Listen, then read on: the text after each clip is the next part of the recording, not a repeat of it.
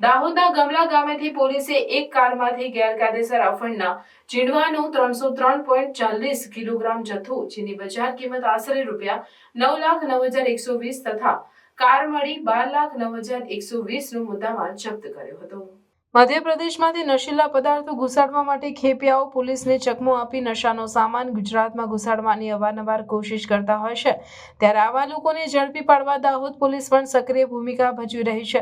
ત્યારે કતવારા પોલીસને આધારભૂત બાતમીદાર મારફતે માહિતી મળી હતી કે મધ્યપ્રદેશ તરફથી એક કારમાં નશીલા પદાર્થો ભરીને ગુજરાતમાં ઘુસાડવામાં આવનાર છે।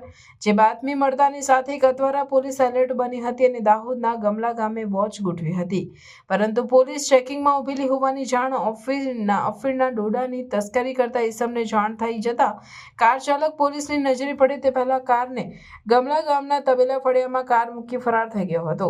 પોલીસને મળેલ બાતમીના આધારે પોલીસે આસપાસના વિસ્તારોમાં તપાસ હાથ ધરતા તબેલા ફળિયામાં બાતમીમાં દર્શાવેલ એક કાર ઉભેલી હાલતમાં નજરે પડતા પોલીસે કારની તલાશી લેતા તેમાંથી ગેરકાયદેસર અફીણના ચીંડવા ભરી કુલ 16 થેલાઓ મળી આવ્યા હતા।